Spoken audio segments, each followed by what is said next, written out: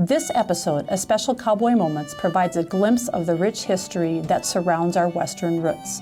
TC Energy understands the importance of capturing and sharing this culture for generations to come, and we would like to welcome you to this episode.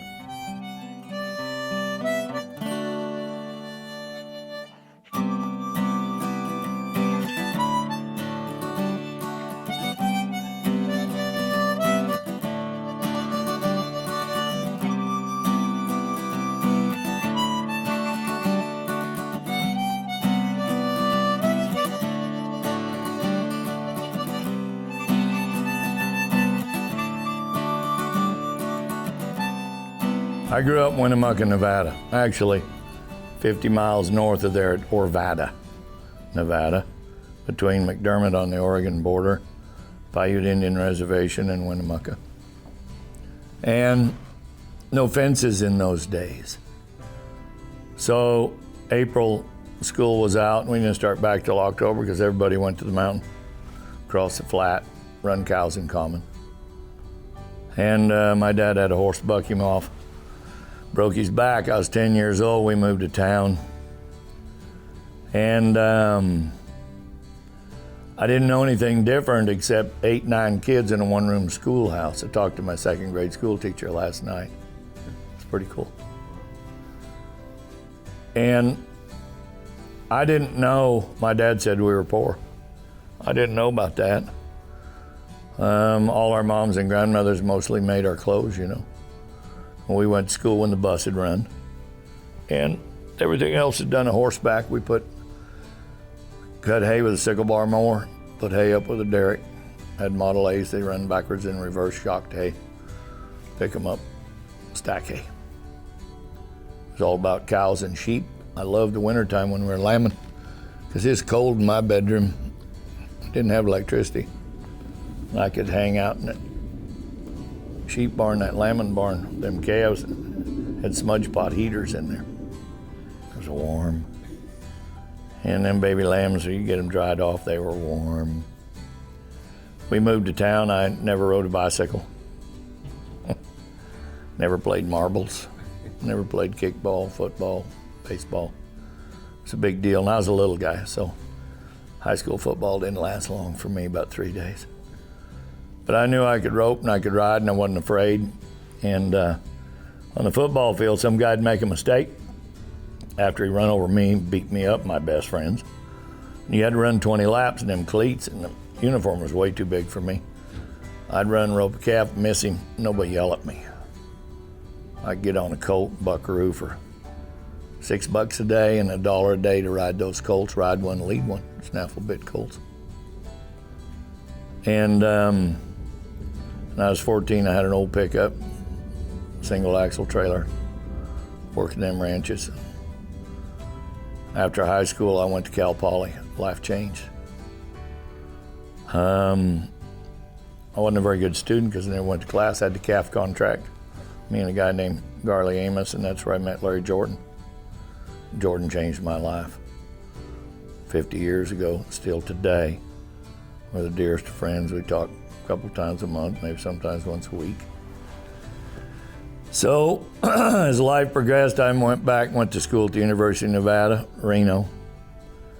And going to them amateur rodeos in Nevada and trying to ride bucking horses, and that wasn't gonna work. Larry Jordan, them boys couldn't teach me anything down there, and I went to Bob Robinson's bucking horse riding school.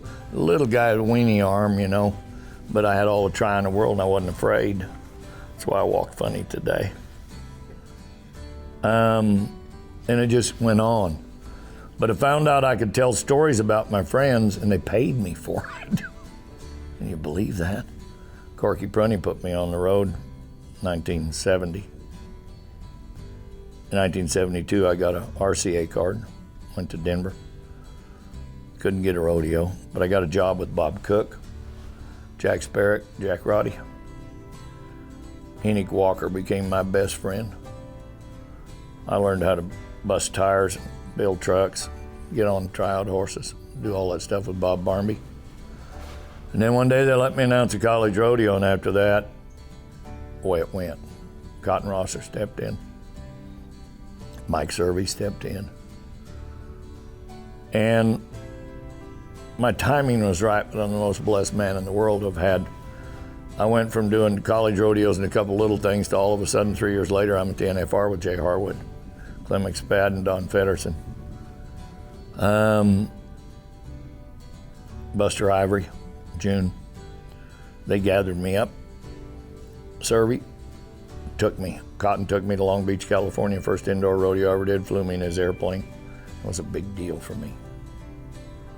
But if Bob Cook and Cotton Rosser and Mike Servey and some other guys, and Harry Vold and Winston Bruce took me to Calgary, and Bob Watt took me to Fort Worth. Then they took me to Houston. I went to Phoenix to the JCs, and it seems like I was kind of like dry manure on a windy day. I was pretty scattered, but I never had an area, stay on the West Coast, stay in the Northwest, stay in around Montana. One day I'd be in Florida, 1 week, the next week in California, the next week I'd be in Canada with Reg Kessler, and the Calgary Stampede with Winston. And that was 45 years ago. And still today, I still work 130, 40 performances. Fort Worth, San Angelo, Houston, Kissimmee, come out west to California, Reno. I've been at Reno 42 years. I've had way more awards than I deserve. And my grandkids, they're here in Las Vegas. Dummy Ropins, my son-in-law's a team roper and a good one. And I'm just blessed.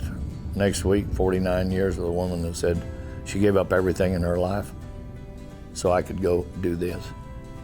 I owe her and Jesus Christ pretty much for everything I have.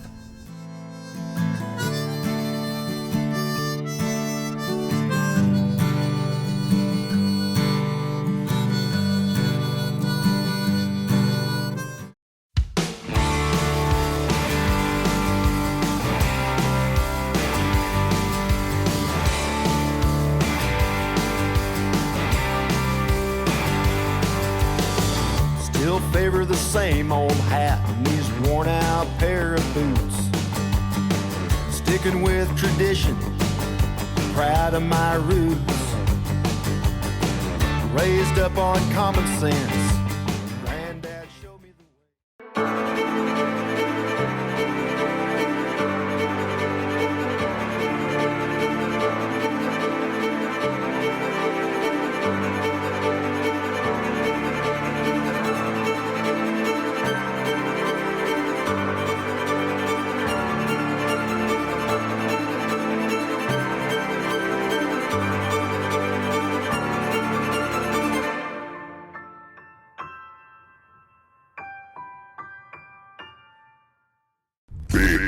Boy Toys.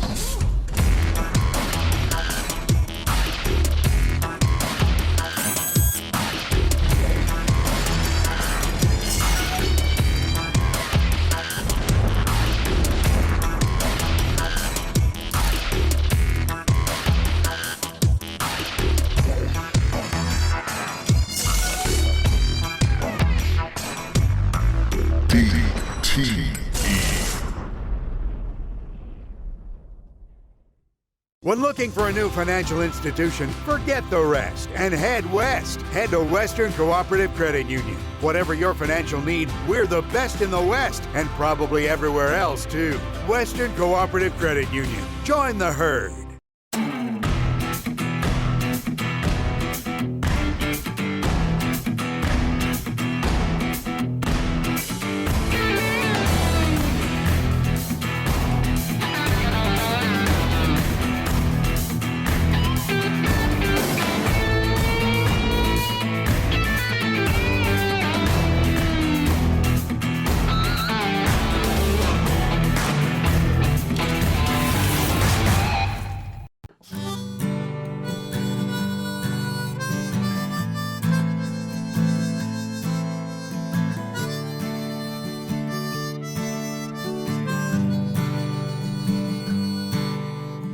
A lot of people don't realize as a public speaker, they only hear half of what you say. They're busy visiting, texting, doing book face, doing something else. So they hear half of what you say, and they retain half of that, which is 25%. And they might only retain it for a short period of time. But if you make it pointed enough, and I tell a story about young Will Loomis, who may be the next world champion bulldogger, Tyler Waguespack, and they're there at Plains, Montana. I want those people to know that it's not the size of the rodeo, it's not the shape of the ship, it's the motion of the ocean, and these guys are falling into it, the next generations. Well, you got to remember about Benny Reynolds and tell the story about him. You got to remember about Jack Bushbaum, who nobody, even my age today, remembers much about him. I talked to Bill Nelson last night, 1971 champion of the world in the bull riding. In his kitchen on Geneva Avenue in San Francisco, he and Chancey Wielden and Joe Alexander, Cy Italian, signed for my card to get me a shot to go. And Mr. Pepsi, Montana, God bless Brother Don, they gave me a chance. Well, when somebody that powerful at that time says, okay, I'll sign for you, you go try it. I couldn't fail them people. I couldn't fail my mom and dad. I couldn't fail my wife. I couldn't fail yet children to have. Now I've got grandchildren and I can't fail them because they're here. And where you go in life because of where you've come from. I was 14 years old and I won a national championship in 4-H horsemanship, riding a Mustang colt. He never weighed over 1,000 pounds. I beat all these kids in Vegas with their silver-mounted saddles and breast collars and headstalls, and on a Mustang colt, little stocking-legged, bald-faced horse called Bimbo. And I was sitting right next to a guy, buckaroo friend of mine, John DeLong and Hank Angus. We run into about 150 of them mares and colts, and I mean, you're blowing through the brush, and everything's jumping in badger holes, and he reached over and roped that colt, just pitched me the tail, that rope. Roped him with a riata. He didn't dally. By the time we got him back to the truck, put a halter on him, he was pretty much broke. 4 days later, he weighed about 600 pounds. We saddled him up and I started riding him. Rope calves on him, headed, heeled, Hayes bulldog and steers. And then when I wanted to try to ride bucking horses, my mom used to stand on the other side of the fence. I'd hang a flank on him, could set in the bareback ring, and she'd rear back over the fence. My mom. And pull that flank, and he'd buck 4 or 5 jumps, and then he'd quit and go like, what are we doing this for? You got to take all those things in life, put them in a bowl. Some you dribble, some you shoot, some you throw, some you catch. And you got to gather it up, and in a few moments, how blessed am I to have the mind to remember and the ability to throw that out in phraseology. I don't read well, I don't read scripts, don't like scripts unless we're doing, something that's important that is scripted, for the fact that you can tell a man's life story in 30 words or less in 24 seconds. If you start at the right place and end with the right place, as you say with that inflection, it's not how big your voice is, but it's how you use it. And I learned way young in life, I don't always let it become applicable, but less is more. And sometimes you run with a story to a certain point and then quit. Wait, because if they're listening, I go, what's he gonna say yet? I met Paul Harvey one time. I got a Broadcaster of the Year award with a radio network that we had 400 radio stations on year-round, called the Great American Cowboy. Paul Harvey gave me an award at the National Broadcasters Association. We were second to him for stations. And he leaned into me before he spoke, showed me something, taught me something. And in his dialect of how he would do things, and the rest of the story in a moment. You'd have waited an hour to hear the final end. Well, in rodeo, we don't have that. But all the years of television that I've done, it's not who you look at in that camera, it's how you look at them. It's not what you say to the camera, it's the meaningful points behind it. And today, I probably say I'm blessed more than a Baptist preacher or a Catholic priest, because I am. I don't know how long I'm going to do this, but if I'm needed, I'm going to be there. And it's allowed me to buy some nice ranches and some good cows. Allowed me to have my family, we all live together, old-fashioned. We eat dinner at the table, kitchen table at my house, pretty much about 5-6 days a week. My wife's a phenomenal cook. But I mentioned her, Kristen, and she's known Larry Jordan since the late 60s. She's known all this. She's one of them. Came from Los Angeles, couldn't spell rodeo the day she met me. The next day, she was one.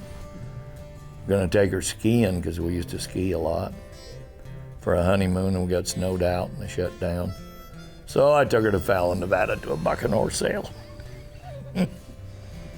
And never backed up. Couldn't have done it without her. And I tell people she's the toughest woman in the world, mean too. I've made her that way. She's kind, cooks dinner for everybody every night, ranch style, old-fashioned way, and puts up with me. Next year will be 50 years.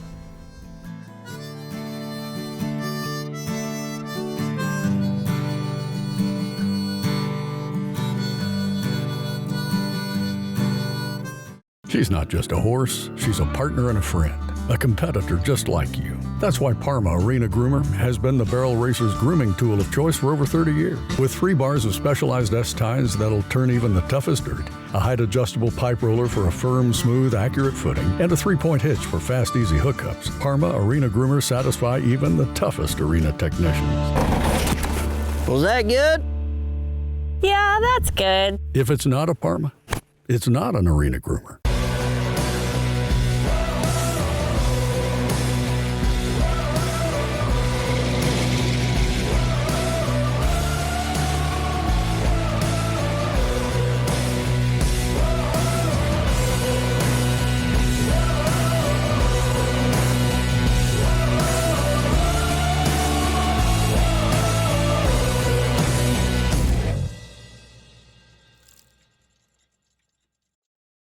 Why settle for free checking when you can have free checking with bells and whistles? Get Casasa checking at Western Cooperative Credit Union and get rewarded for doing what you do. ATM refunds, interest, cash back, and more. Western Cooperative Credit Union. Join the herd.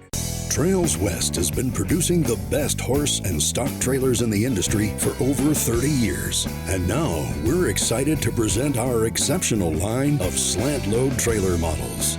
Our slant load trailers are top sellers for a reason. Their durability and longevity are unmatched in the industry. We invite you to visit your local Trails West dealer today and start dreaming of your next adventure.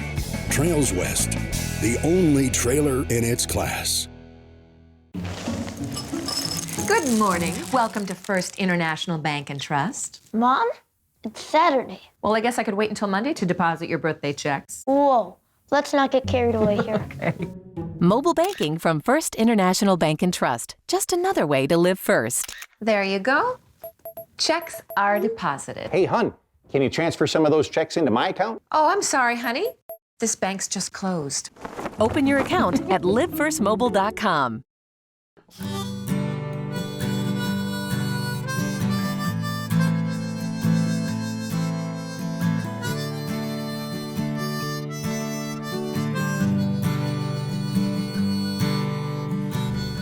I was a kid 71 years ago. And it seemed like, as a kid, that I got yelled at for everything I did or wanted to do. But it was a way of life out west. And they didn't want you to get hurt. You get 25 guys a horseback, 1,000 head of cattle, you're always in the way. Didn't have Shetland ponies, so they tied our stirrups down.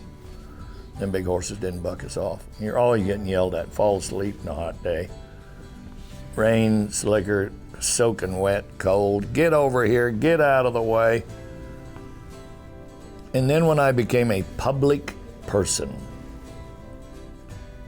And I look back at kids, and I think I started talking to kids at a pretty young age.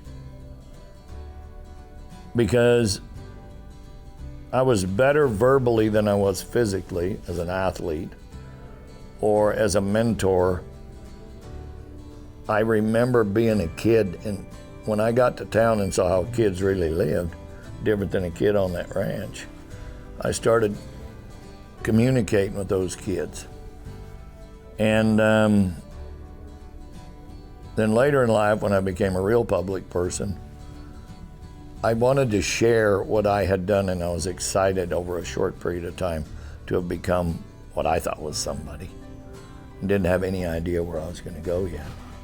Because I don't set goals. I do the most I can do every day, and I try to tell young people, be observant, be cognizant of your surroundings, be good to people, they'll be good to you, be good to God, He'll bless you. Well, in today's world, unless a kid's been raised by the Bible or in church, regardless of religious beliefs, they don't have faith. Because everybody wants them to be somebody: soccer player, football player, baseball player, calf roper, team roper, bull rider, politician, be somebody. And you gotta have a college education or you're not gonna make it. That's garbage. I've seen so many young people that are strong in faith, strong and endurable to enter life every day, and I push them and push them because their envelope hasn't even opened yet, and they're durable, they're pliable, they don't break. But kids today depend on somebody sign in, sign up, go to, come home, do this, do that. When I was a kid, I had 2 and 3 jobs. I remember working in a Shell gas station, worked for my dad in the lumber yard, and then I became a brakeman on the Western Pacific Railroad. While I was doing that and I got away from the gas station, Winnemucca, I became a truck driver for the Southern Pacific Railroad hauling freight. Still had time to go home and wrote. Belonged to the Brotherhood of Railroad Trainmen for 11 years. I learned responsibility of a 120 car train as a brakeman with a conductor. Boy, and it paid good. The first year I was 16 years old, made $6,000. It'd be like $60,000 or 20 grand a month now. But I learned union responsibilities. I learned how I could still go to the rodeo. Bought a brand new truck, 2-horse trailer, the number 3 trailer Circle J trailers ever made in Caldwell, Idaho. And learned how to work. Oh, and I had a girlfriend. She was a pistol. She was a pistol. Kids, make them, push them. My grandkids, I know.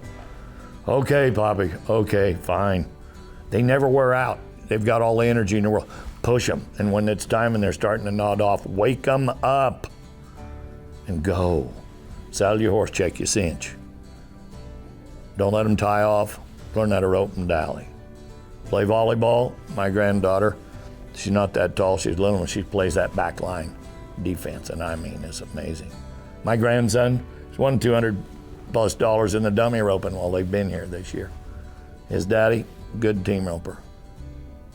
But I base everything, my son-in-law and my daughter, on work ethics, raising those kids with faith-based. And Grandma and I go, my God, will they ever slow down? I get up in the morning pretty fresh sometimes, thinking, what are they going to do today to impress me, surprise me? Kids. So if you're blessed enough to be a grandparent, you get to live your life over again. If you don't have grandkids, borrow some. Everybody's got them. Share your life with a child based on the Lord's will.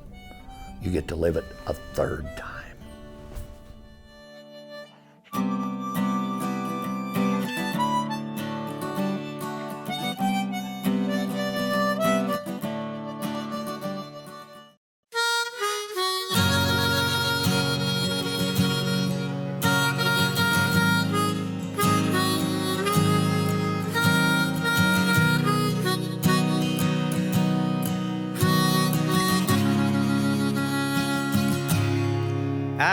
been a cowboy most of my life. I punched a lot of cattle, got in a few fights, and I've been around a time or two. I've made a little money, I spent a little